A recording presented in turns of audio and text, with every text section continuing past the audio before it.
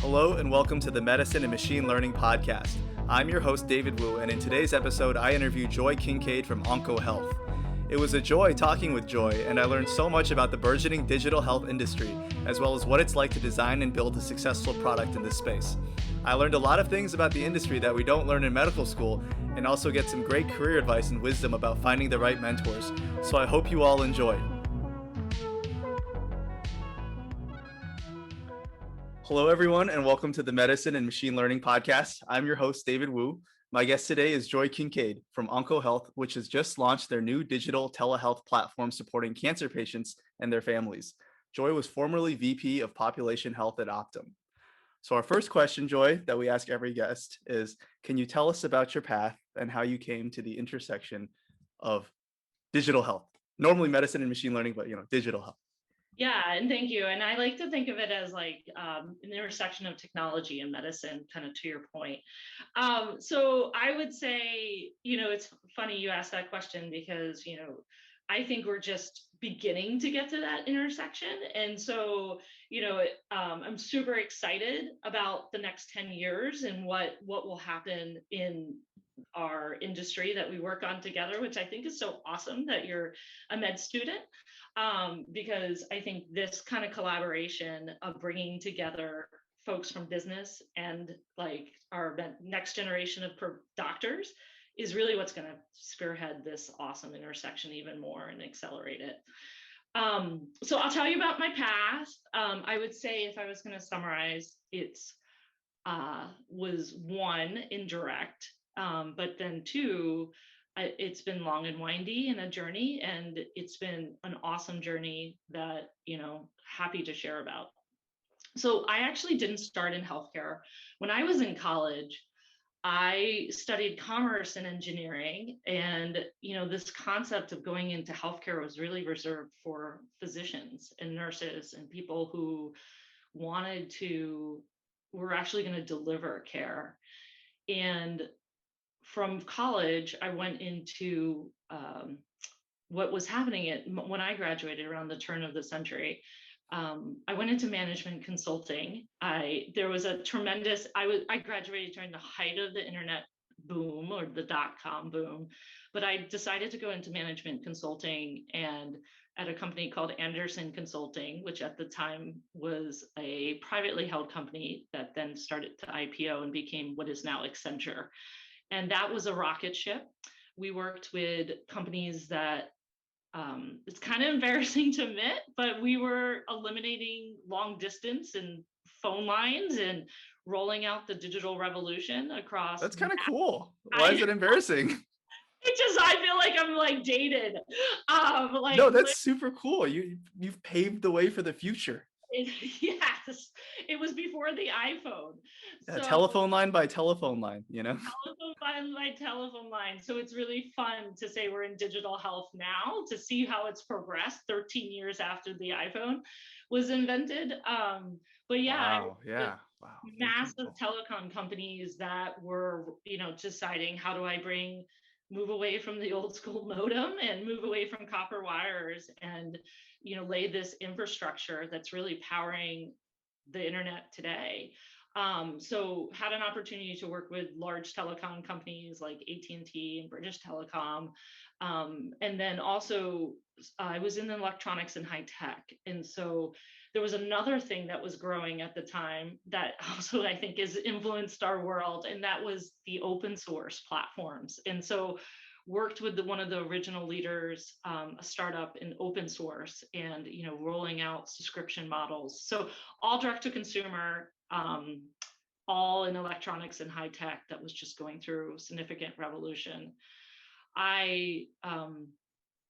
After about 6 years, so I lived in New York. I went to school in Philadelphia, went to New York, wanted to get out of what I thought was the rat race and, take a change. The world was about to hit the financial crisis, but we didn't know that.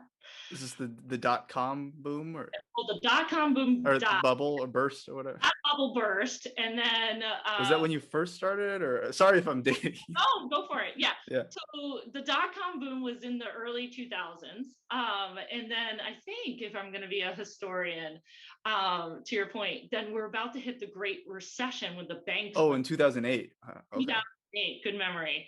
And I didn't know that. Clearly, we didn't know that at the time. And so I was looking to leave management consulting because it was quite the roller coaster of being a part of the dot-com boom in electronics and high tech.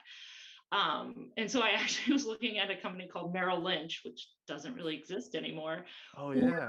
I was approached to do healthcare and move to Florida at a startup. And when I went through the process of meeting with this company called WellCare, which is now Centene, they had just IPO'd. They were starting to work with states and government healthcare, and children's health program was just getting rolled out by the administration. I remember asking what a provider was because I had never heard that term before. I was like 28 years old. And I was just inspired by the fact that you could do other things that were much more like helping people than rolling out cell phones. I hate to say it. The irony is now you're helping people medically through their cell phones. Yes, exactly. And so that has been a theme throughout my career, because like here we are coming to roll out like Medicaid and children's health programs, and we were putting network gear in trunks of cars. We were working with the states to roll out these managed care programs in a number of states like Florida, Ohio, Georgia, and here we are putting network gear in the car, and putting laptops so we could actually enroll people into Medicaid programs. And so, because we didn't have it, iPhone still hasn't invented yet. Wow. Yeah, it's wild. So I got really hooked on healthcare, and then eventually another company started calling, which was Optum, which is, if you know who Optum is, that was another rocket ship. Optum is a health services company that's part of United Health Group that has three main businesses now.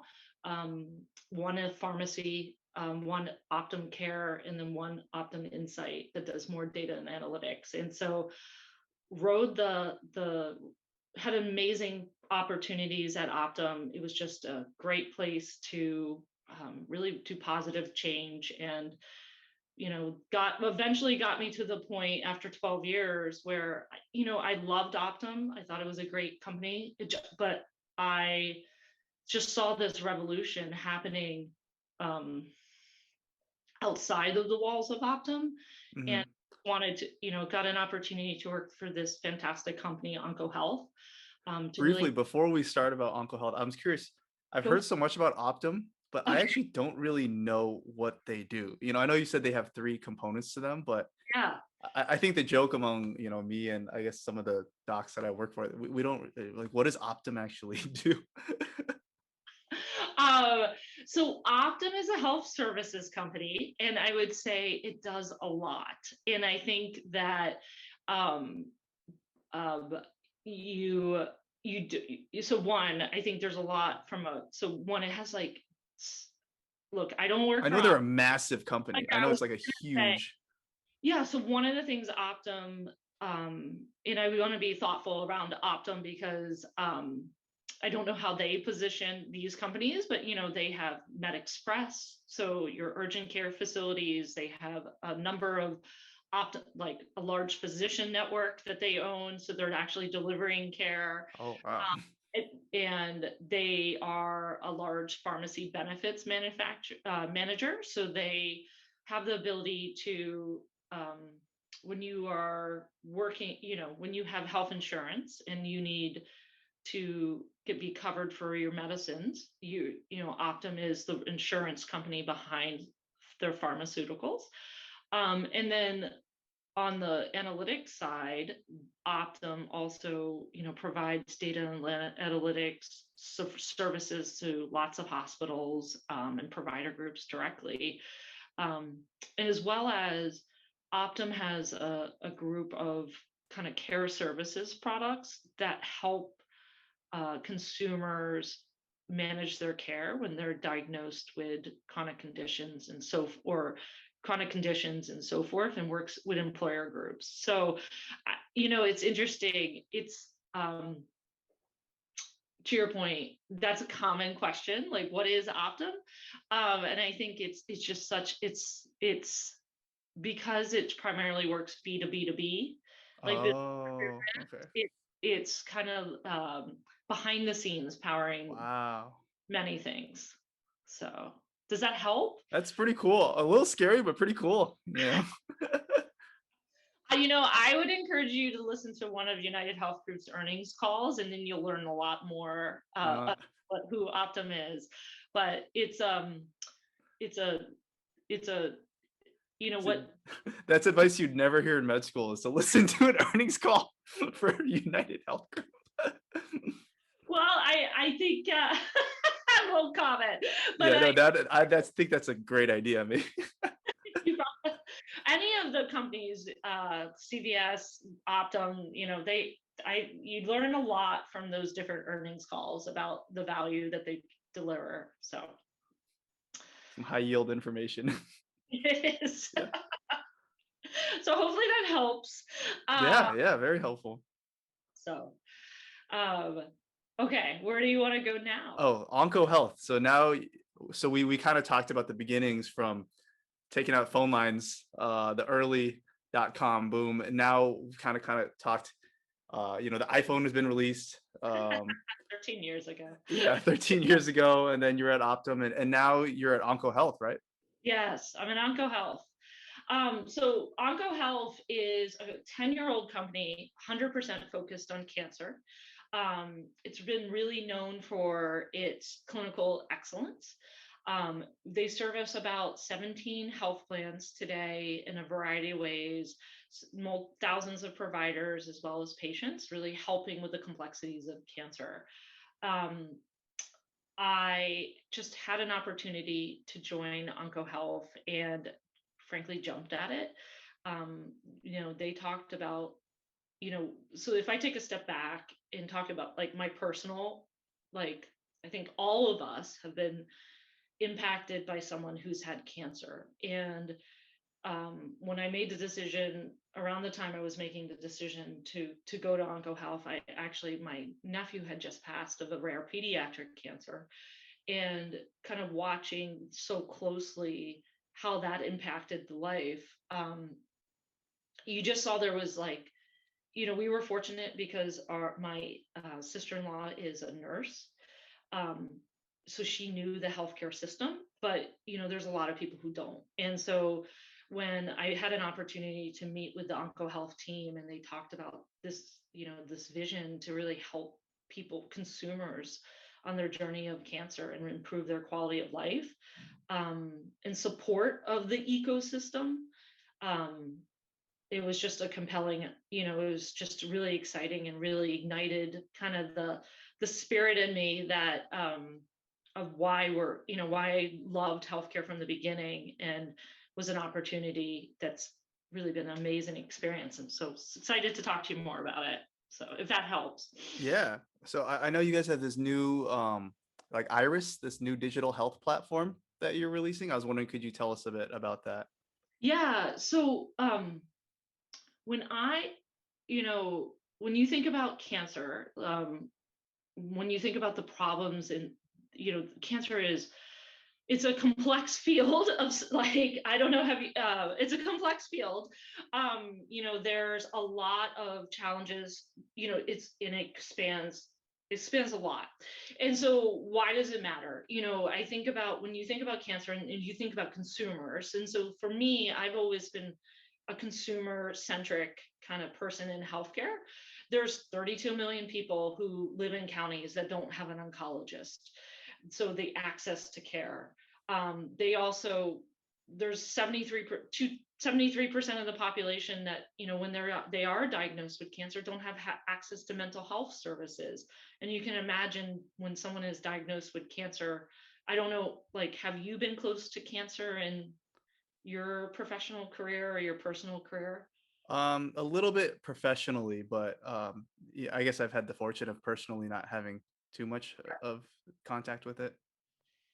It is a pretty significant life event. You know what I mean? Like there's over 20 million people in the United States that, are living with cancer. There's, the toll it's taking on individuals in the family is just pretty like immense. It's like a life event that most people equate with a death sentence when you're diagnosed with cancer. And so if you take a step back and think about the consumer journey, what we're really trying to do is help people with those moments of a supportive care solution that helps them with access to care, helps them get mental health services that they probably wouldn't get unless they're a part of a academic, very close to an academic institution, help them with other things um, that maybe aren't as, the actual treatment of the disease and around their quality of life. So things like nutrition. One of the most common things that people Google when they're actually diagnosed and going through active treatment is, what can I eat when I'm going through cancer?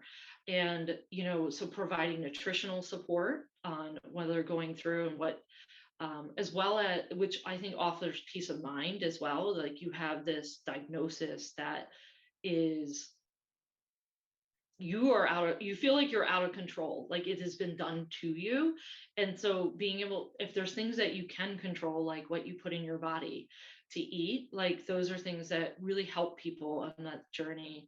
And then, access to 24/7 support. I mean, it is a trying time. And so when we took all that data, we just saw there's this compelling need to really help people more. And so what we, over the last year or so, we have been working very closely with our clinicians and our oncologists to really develop a digital telehealth solution to help consumers directly and provide them with some of the care that is harder to find when they're going through the journey of cancer. Does that help? Yeah, like what I know you said something about like mental health needs. Like is there, I guess what my question is, like, with Iris, Yeah. what would you say are its most like unique Yeah. aspects? I would say, mental health for sure. So one, having it in the palm of your hand in the digital solution where you can get into instant access to care, whether you're at home, sitting in going through your treatment regimen, or if you're not feeling good that day. And so one, it's the convenience and being able to have that. We have the ability to do chat, messaging, phone call, you can schedule visits. So really meeting the consumers where they're at, which is like consistent with like if you're, we at Amazon or any other industry, if you want something, you can get instant access to groceries. And, this is giving you like on par with that, giving you instant access to clinical expertise in cancer. I think too, mental health, when you think about cancer, I think it's widely known that I actually would love to hear your physician point of view of this, but Sure, yeah. there's been studies and research done that oncologists, they're very confident in the actual treatment, but do they have the level of confidence around mental health? And so, and how to handle that when someone is going through cancer. And then two, we know that this is a significant life event and people are, going to have anxiety, coping skills. We interviewed over 450 people with cancer on this journey and their families, and the mental health side of it was just really resonant as a unmet need. And so that mental health is one, and we're doing that through oncology specific mental health trained individuals, social workers and psychiatrists, as well as this concept of community through peer mentors.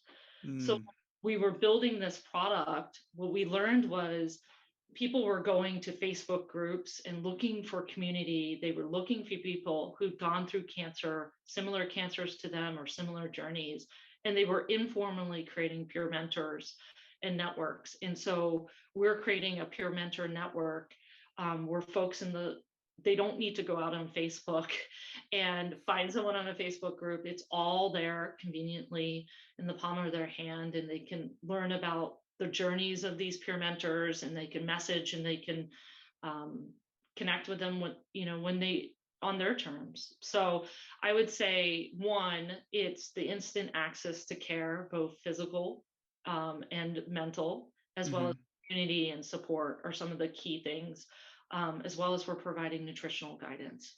So That's really cool. Wow. I'm curious, how would you say your experience from your previous or your previous experiences, at Optum or Accenture, yeah. like how have they helped you with creating Iris and with um yeah, this Iris journey? Yeah. So I would say number one, when I was at Optum, I had an opportunity to be a part of an executive development program, and they sent us to Stanford and trained us on human-centered design. And I think one, bringing that into healthcare was like that changed me from a career perspective, having that opportunity to like be formally trained on the human-centered design processes. And bring that to OncoHealth, which they had already, it was supporting their vision that they already had, which was to utilize those practices as we develop this product. Two, I would say from an Accenture perspective, when you're doing management consulting, you're always going 0 to 1. So you're dropping into a client site and you have to organize, create a plan, get a product shipped. And so that was really helpful to have those experiences. And then three, I would say, Optum, and Optum was a great place to learn about the whole ecosystem of, we talked, is massive, right? So it's every part of the ecosystem. To have that broader view of what is the ecosystem that we are working with, and we're all working towards the same goal. And how do we can fit into that and complement it, because we all know there's opportunities across the board to continue to improve the world that we live in. So Yeah. More on that. Where would you say Iris and OncoHealth sits in that ecosystem? The vast ecosystem of healthcare that is expanding rapidly. yeah, so the way we're going to market is a couple ways. So we're primarily have an enterprise product. So what we've done is collaborated with health, three health plans, to bring this product to their members. And so what we're doing, so that's one. So that's how we'll work with and pay for the product. So it will be at no cost to all individuals that will be using it. Oh, wow. And then two, we will, we're a supportive care product. So we're not here, like, cancer is a complex journey. There's hundreds of types of cancers and people are at different stages. And so we're here to support the treatment plans that the individual is going on. And really, so, providing that those moments in between is the way we like to say it, provide that care in the Mm-hmm. middle, between the oncology visits, Mm. support of an oncologist, for things that the individual may not be able to get from their oncologist. Yeah. Oh, that's really cool. That's like something that I hadn't thought of, as a medical Tell me more. student working in, Why? like working in the hospital. And I have taken care of some cancer patients, but I guess working in the hospital, you kind of forget that there's also the outside world and that they have needs that are, after you discharge that still need to be met. And it's really cool that, like I think like community, for example, is something that is really important. And it's great that you guys can help provide that community um, nutrition guidance. And it just kind of like feeling engaged, like someone is engaging you or you have like people following up with you. I think that's like really helpful, and wow, that's cool that you guys can provide that. Yeah, and I would say to that point, a big part of our program is the caregivers and the family. So every single visit, we encourage the patient to include their caregivers and their family members. And that's been a core tenet of this product since the beginning, that cancer is not an individual burden, but it's one that all the family members need support with. We found that people are, how do I speak to my family? Like, one of the biggest things we found through the research is when you're diagnosed with cancer, how do you talk to your family members about it? How do you talk to your children? And a lot of what we're helping people with is helping them, ask for help, help them with this journey that they're on. And those types of questions come up often, and their own identity. And so it's really been serving a need. We just did a direct to consumer launch in New England.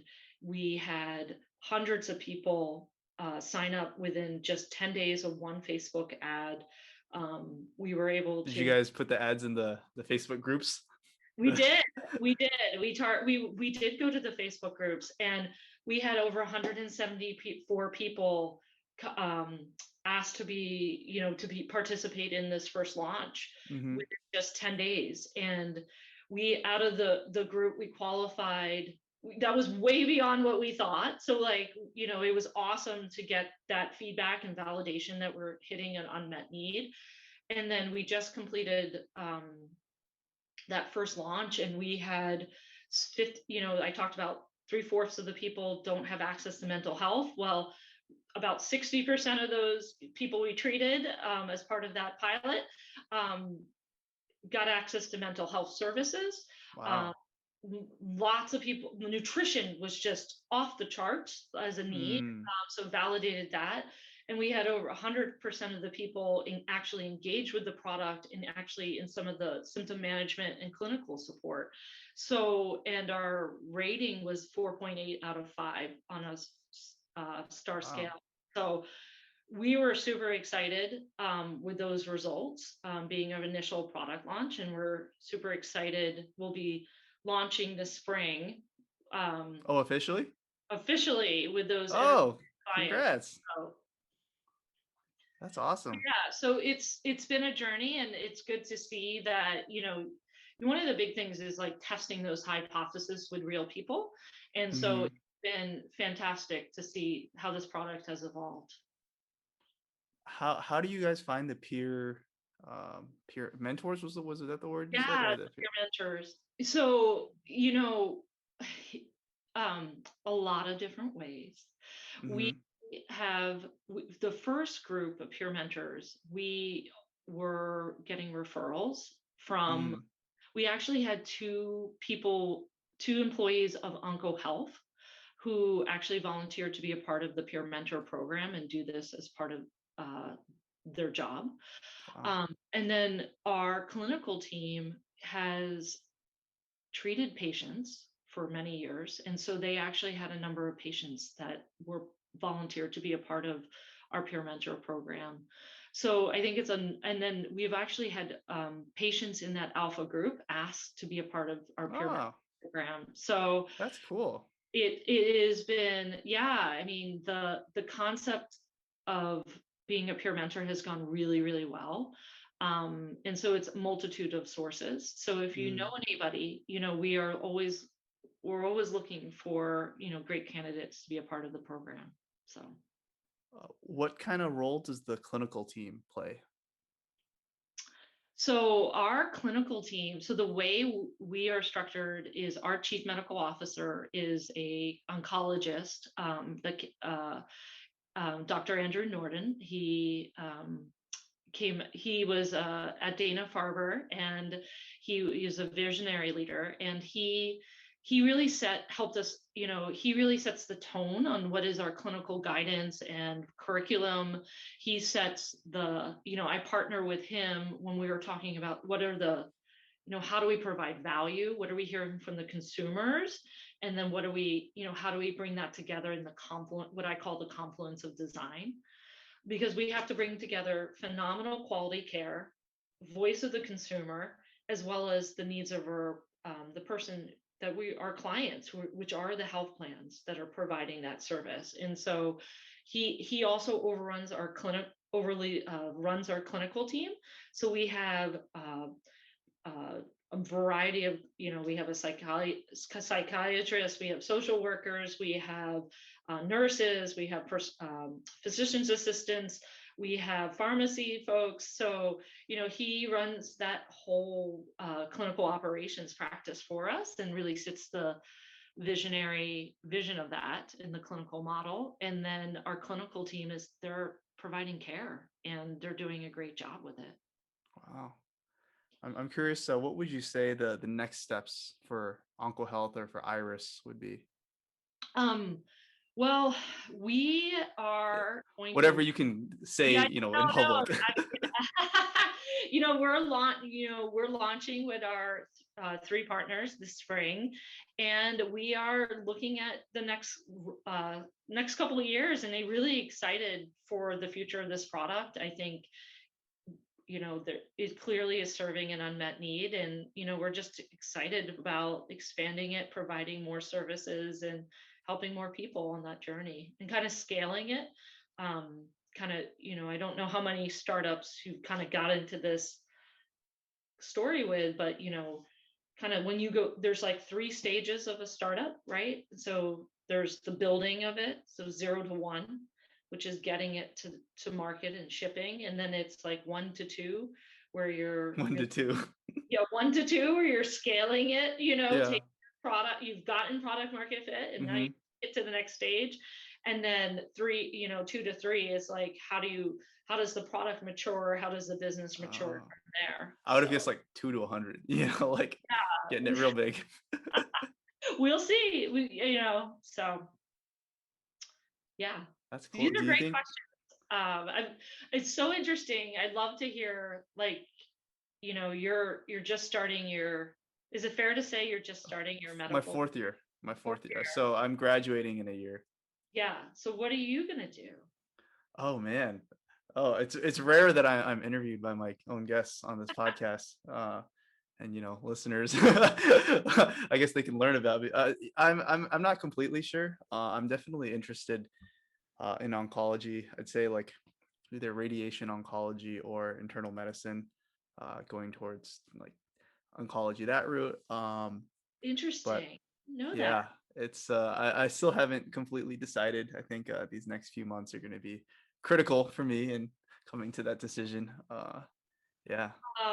Well, so this is my first stint working so closely with oncology, and I would say it is such a fascinating field because of the complexity of it and the community of cancer research. I've been really impressed with um, the field of oncology and like the community that's within it to Mm, really help people and navigate such a complex disease. Uh, yeah. and the research that, there's research arms, there's quality of life, there's, um, and then you look at the treatments, more people are living afterwards. So how do you help them from a survivorship perspective? It's an amazingly fascinating field, I have to say.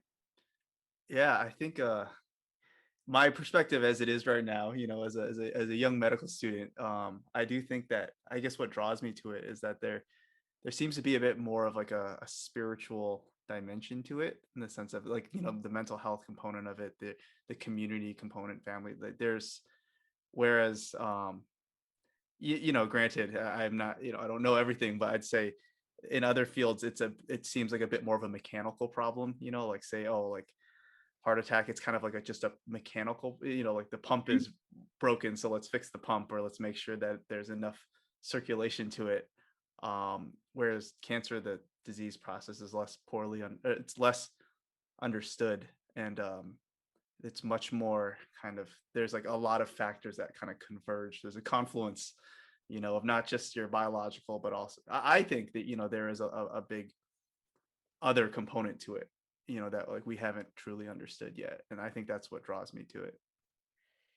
Yeah, I mean, To your point, one, I think you said spiritual. I mean, such passion. Like everyone I've met in the field of oncology is so passionate and, about the space, to your point. And two, I would say, to your point about spiritual, one of the things that is definitely a theme like throughout, and one of the bigger complexities when you're building a product for consumers in this space was, and something we really have focused on is, we created Iris, and I know there's not a visual here, but like it's a symbol of hope and compassion. And how do we bring back into someone's life who's been diagnosed with this disease? And so we actually spent a lot of time working on our brand and our visual identity. And our brand mark is a hummingbird, which has a spiritual vibe, is known spiritually as a symbol of positivity, and so to your point, that has been one of my greatest kind of experiences is on this journey is like, how do you bring, it is not like, this is going to sound trite and it's not meant to be like when someone is having a baby, it's a different journey, right? Yeah, And it's, definitely. hopefully, knock on wood, it's filled with positivity and there's complexities that people do have, but that's a different journey and a different type of product that you have to build versus when Mm, diagnosed with cancer. You have to really think about, you don't know what their day was like when they're even reading words on a home screen, right? Was this the day that their cancer was cured? Like, was this the day that they didn't hear that perhaps it took a diagnosis of advanced metastatic, so those are the complexities that why we've done so much research is like, how do we kind of address that and help people?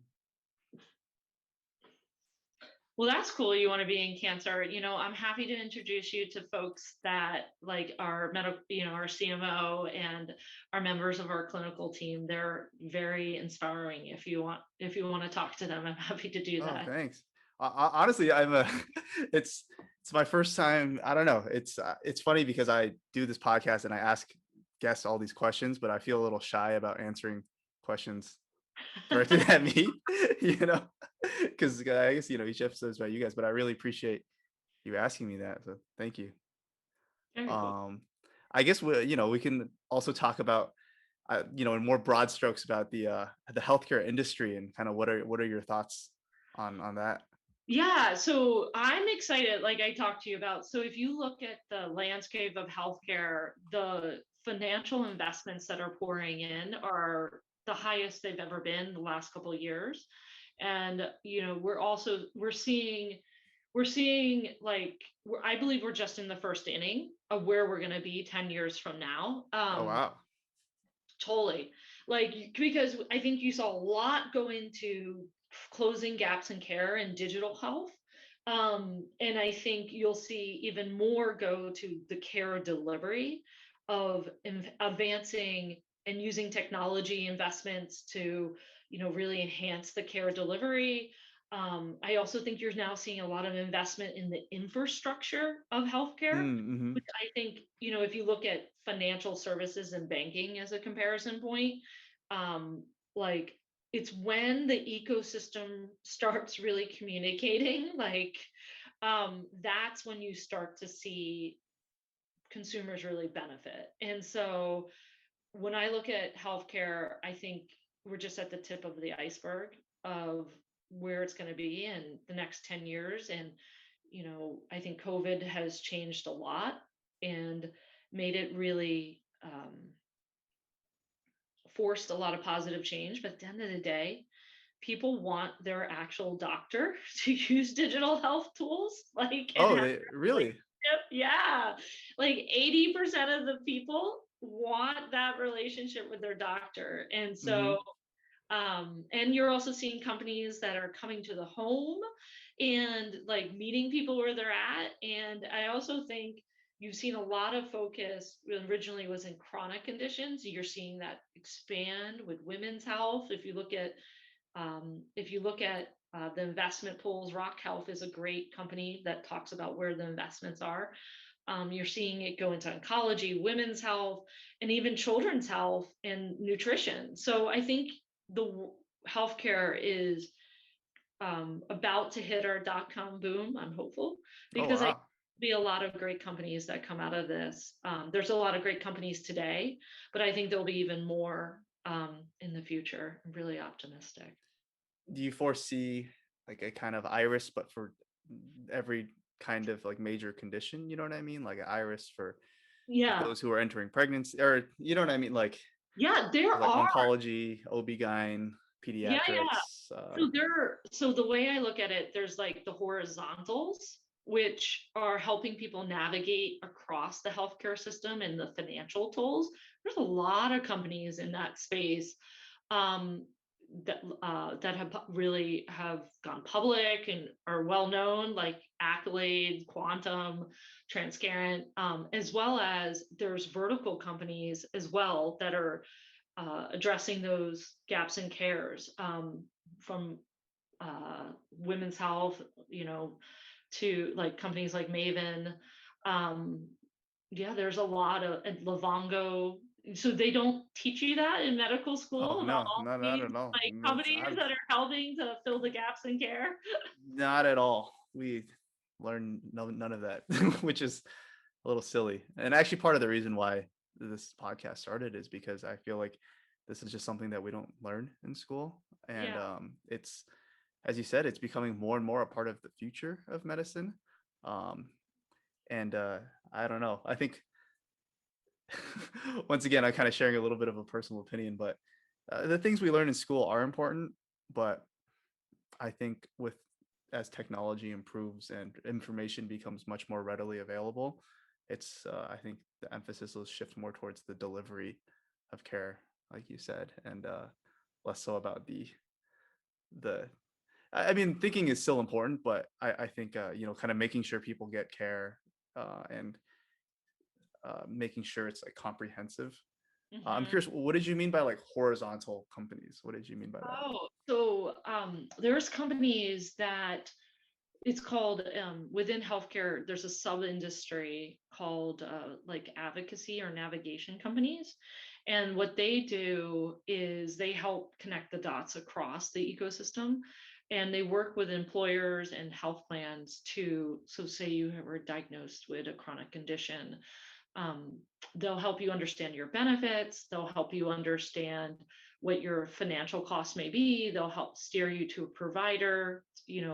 Um, they'll be able to, and then they'll follow, check in probably with medical adherence. I don't know all the details about them. It's Mm-hmm. been a while, but like they're really focused on helping you, get navigate the healthcare system when. Okay. So they're kind of like a little guide for you that Yes, kind yeah. of, oh, like this is your Actually insurance called and a you can get navigator. this. Like they call them advocates or navigators to help. That's kind of cool.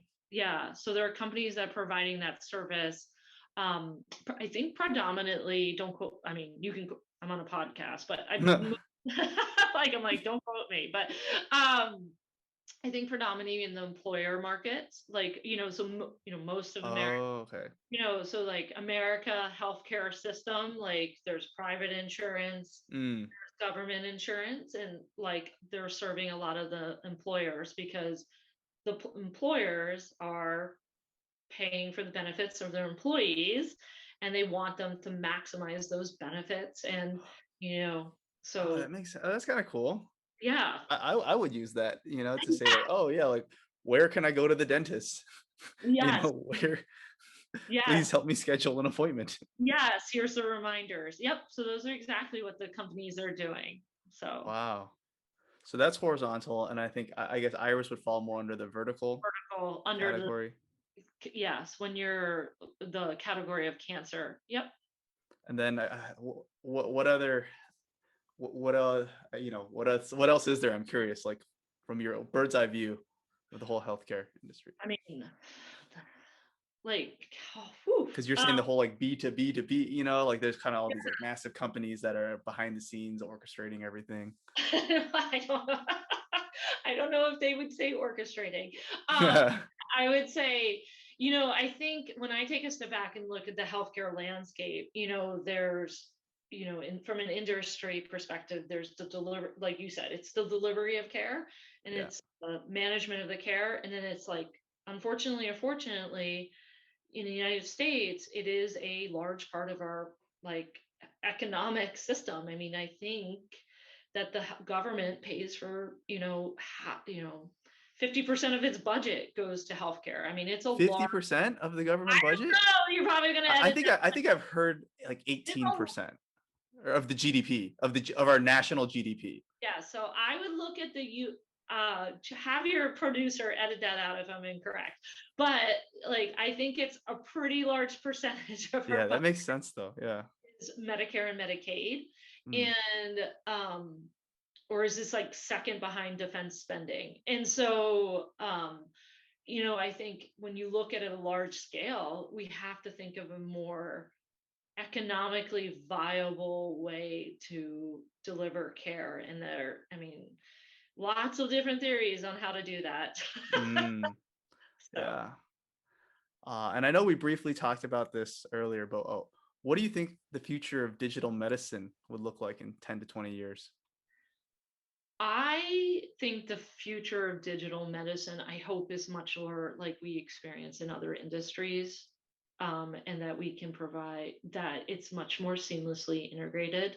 So if you think about, if you take Amazon, for example, they have created a business to business marketplace that the consumer, you and I, aren't even aware of the dynamics that are happening behind the scenes. And they've made it so seamless, and they've done it so instant access to whatever. And I hope that within healthcare, it becomes more about providing people with instant access to care, and how Mm. they're paid for becomes less of a something that's on the burden of the consumer, but they're Yeah. getting the care they need from the doctors they want, for the specialists they need, um, and they're getting it in a much more like simplified manner, where Mm-hmm. perhaps the companies are, so what Amazon did, I'll just give you an example. I recently bought a pair of shoes at Amazon, and I needed to return them, and I went to Whole Foods to Oh return. yeah, yeah. Yeah. And So I don't cool. even know where I got those shoes from. Don't know the company. I didn't have, all I know is I walked into Whole Foods, they scanned the barcode, they took it, and I got refunded. And so I hope healthcare like I'm gets about to do that this afternoon with one of my returns. where it's like, if you need help, you can figure out where you need to go. Someone navigates you. You get the help you need, and it's figured out in the back end. Um, without you having to burden of all those different things. And whether that's so really it's vertical integration Mm. of the whole system would be great. Whether that's the doctors, the provider care delivery, or like building more digital capabilities like companies like Yeah. One Medical have done, or it's the health plans working like across. I Yeah. don't know the solution. I think we'll figure that out in the next 10 years. It, um or the it's cool you say that about, getting your care instantly and kind of just like almost like simplifying it so that it's simpler. It's like you talking to your doc, and this makes me think of a quote from the Tao Te Ching, or the in Chinese the Tao Te Ching. It's like this famous like Taoist philosophy text. But anyways, the quote is like, the movement of the Tao is returning, and what I mean by that is I feel like there's this trend of this desire to like want to return to a simpler time, or more pure, or even, yeah, like, like, oh, just kind of you and your doc face to face, you get the care. And it's funny because like that's kind of what we started with, maybe 100 years ago, and then things have just gotten more and more complex, but we're kind of like trying to use technology to like bring it back to Yeah. that simpler, more pure interaction. um and I think that Amazon story almost kind of gives me hope, because it's funny because in the old days, you would just go to your shoe store, you'd buy a shoe you didn't like, and then you'd return it. Yeah. you know but now it's like you can buy any shoe Yeah. that you want from the world. Amazon probably has millions of shoes, and then it arrives at your door. You don't even have to go to the store. You can get like overnight shipping, and if you don't like it, you can Well, just it's drop over it off at Whole like Foods. hours, 2 hours. Yeah, 2 hours, and then you can just drop it off at Whole Foods if you don't like it, and then like you don't even have to pull out your credit card. It's all done, and so that kind of gives me hope in the sense of maybe with medicine we can improve it and still keep it pure, or Yeah. that simple pure feeling. That's my hope. Yeah, I totally agree. I mean, if you think about like the journey of a cancer, any patient, right? Like they meet with a doctor, you're probably going to have tests prescribed if you think there's something wrong. If you could do that all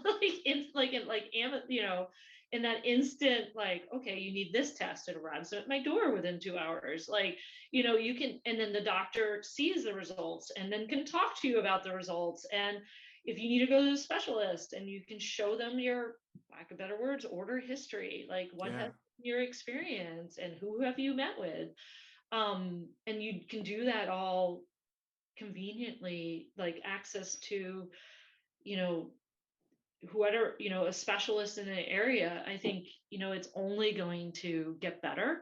And yeah, but we have to set that kind of, what's your ceiling becomes your floor, if you will. Like you have to keep raising the bar of what we can expect. And I feel like like I started with, I'm very optimistic for, the fact that we're even having this podcast today. Like, true, I've yeah. been in healthcare for 20 years. You're in fourth year med school, and we're talking about how we can improve things together. I just think it's amazing, where we can go. Yeah, that brings me to my next question. What advice would you give to recent grads, or even to yourself, as a when you Yeah, first graduated? I would say, oh, what advice? I would say the advice I give to a lot of people, is, enjoy the journey. Number one, it can, zoom out, enjoy the journey as much as you can. And, I tell any leaders this in all walks of life. And I think it's so important for you med students, because you are a natural leader. Like it is, you put on that white coat, you are, the natural leader in the room. Your vulnerability is your strength. And I think Brene Brown said that. And I say that to any leader, be continually looking to improve, like learn. And like what I've seen from you, David,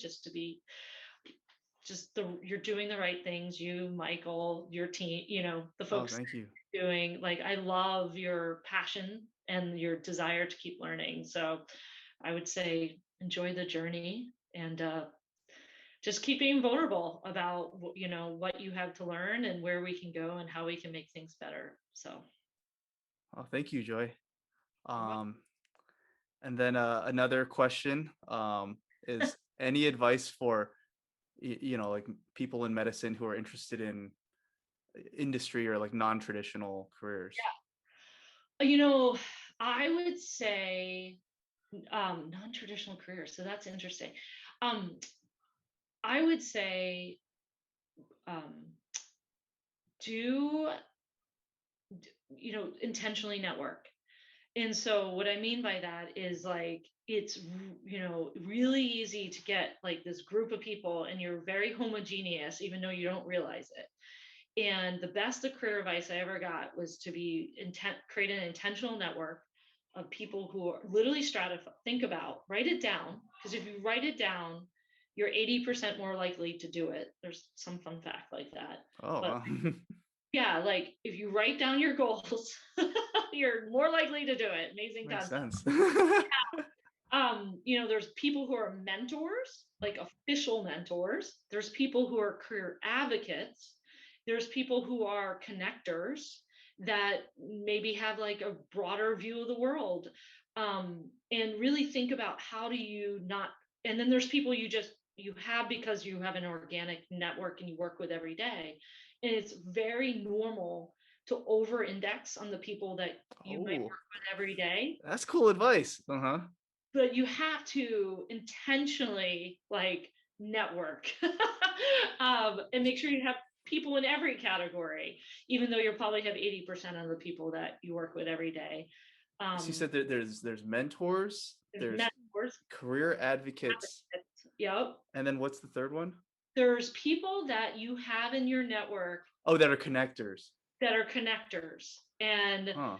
you know who they are if you think about it, Yeah. right? Like, and then there's the people you work with every day who are great networkers as well. And Wow. so, That's cool advice. Wow. and What's so, the difference between a mentor and a career advocate? well, so a mentor is typically more formal relationship. Well, one of the two, I don't know which bucket. One is more formal, where you're like, I want to get this job, and you're very thoughtful on like how you interact with them, like you're very thoughtful on their position, if you will, so they can advocate for you. And then there's mentors who frankly you can ask your most vulnerable. You're probably asking how I prepare for the meeting with the other person. Oh, okay. Do you see the Yeah, difference? that makes sense. That makes sense. Yeah, so that I That's would really say good advice. advice that I've gotten. And through the years, like I've not been perfect at it, but I would say this last year I really focused. I actually joined a women's mentoring program, and it's been fantastic. And it's forced me to do more of the formal mentoring. I had done a lot of informal before. And I've had an opportunity to talk to a lot of folks in different industry, like different parts of the industry. So How how do you find a mentor? How do you have any advice for that? I think mentors are, well, it depends on what you see as a mentor. If you're doing like, I find mentors in all walks of life. I actually believe there's mentors that are kind of at your career stage, above your career stage, and then below. I'm very open that I've had millennial mentors throughout my, like in the last 10 years that have mentored me. Now I think it's Gen Z mentors, and I look at the next generation to keep me um, cool and humble. But then I actually did officially join a mentoring group this year, and some of my other friends did as well. And I think it's about like literally committing like payment or something to like join a group, or applying creates, with a fixed time length. I would literally encourage you to just kind of look online, LinkedIn, or use your network, to find a formal Wow, mentoring group. So cool. And I do have some closing questions. These are kind of like some new questions that I want to start asking this season, a bit more just kind of like deeper questions, such as one, what would you say gives your life meaning? I'll ask three max. Maybe I'll just ask two, but my first one will be, yeah, what would you say gives your life meaning? my gosh. Well, I think for me, it's my family. I try to find the balance between um, family, friends, and work. And I have been fortunate to have found healthcare 17 years ago. So it's been mission driven. So I get a lot of enjoyment, and positivity from helping people through the work and the products that I bring to market. Um, and so that's one. And two, like and I lose weight sometimes, so I'm not perfect, but I always try to reinforce, you got to enjoy the journey, not the destination. Like you just, and keeping that mindset and keeping a sense of humor about it, not, and, is very important. Enjoy the journey, enjoy the people, remember to look up and celebrate your accomplishments. To look up, yeah. Yeah, like Mm-hmm. look around and, celebrate those accomplishments. So, This second question I need to ask because your name is Joy. I want to say, what would you say brings your life joy? I mean, you know, I think I kind of just answered it. So it's funny you say that though. Because I have gotten that question a lot. Like, it's so funny being named Joy. Like, am I an Hmm. eternal optimist because of nature or nurture? Like, or because of my name? So I would say, just having a healthy, balanced lifestyle with everything from going to the gym to, finding the right balance. And like I said, just celebrating the small things and continue to look up and look around and celebrate what you have. So I think people, yeah, always zoom out. Mm. You're doing And great things. Like, every day is a blessing to be. I'm fortunate to not have been diagnosed with a chronic condition. I'm fortunate to be healthy. I'm fortunate to have a family. So I would say continuing to zoom out. and my last question would be, what do you wish for from the universe? Oh my Yeah. gosh. Oh my gosh. What do I wish for? I mean, come on, peace. Yeah. Global, Oh, yeah. like, let's all just get along. That's perfect. I agree. um, Yeah. awesome. These are Yeah. good questions. Thank you. Thank Fun. you so much, Joy. It's honestly, it's been so fun talking to you. Yeah, I've learned a lot about the industry, just kind of the things outside of medicine that are still medicine, but you know what I mean? Like, it's really, really cool. yeah, and honestly, like I said about mentoring, I've learned so much from you and frankly, the clinicians that are you guys early in your careers. It's been awesome to see. And so thank you for having me. This has been a great burst of energy. It's a zoom out, if you will. And it's been a zoom out for me too. Thank Uh, you. all right.